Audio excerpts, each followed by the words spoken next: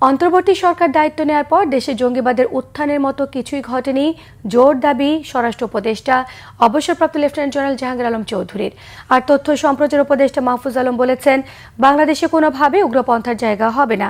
বাংলাদেশে ইসলামিক কট্টরপন্থীদের উত্থান নিয়ে নিউ ইয়র্ক টাইমসের রিপোর্টের সঙ্গে ভিন্ন মত পোষণ করে আলাদা অনুষ্ঠানে তারা এসব কথা বলেন। রিপোর্ট করছেন গালমান শফি।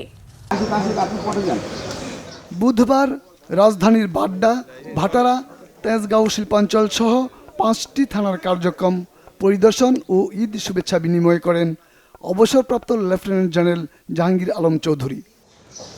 বাড্ডা থানায় শুভেচ্ছা শেষে তিনি কথা বলেন বাংলাদেশের ধর্মীয় উগ্রপন্থীদের উত্থানের আশঙ্কা করে নিউ ইয়র্ক টাইমসের প্রতিবেদন প্রসঙ্গে।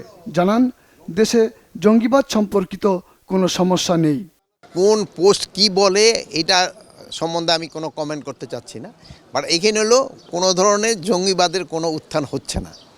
আপনারা আমার থেকে আরও ভালো জানেন, কোনো ধরনের আমরা দায়িত্ব নেওয়ার পর কোনো ধরনের জঙ্গিবাদের কোনো কিছু দেখছেন? কোনো কিছু হয় নাই। এবং আল্লাহ দিলে আপনারা যদি সবাই সহযোগিতা করেন, জনগণ সাথে নিয়ে আমরা যদি কোনো ধরনের কোনো সমস্যা হয়, আমরা সবাই একসাথে মিলে সমাধান করব।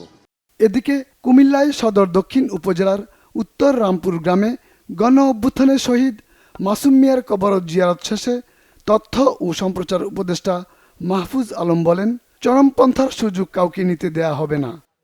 চরমপন্থা বা উগ্রপন্থার সুযোগ তৈরি হয়েছে নতুন যে পরিস্থিতির কারণে, হাসিনা চলে যাওয়ার কারণে।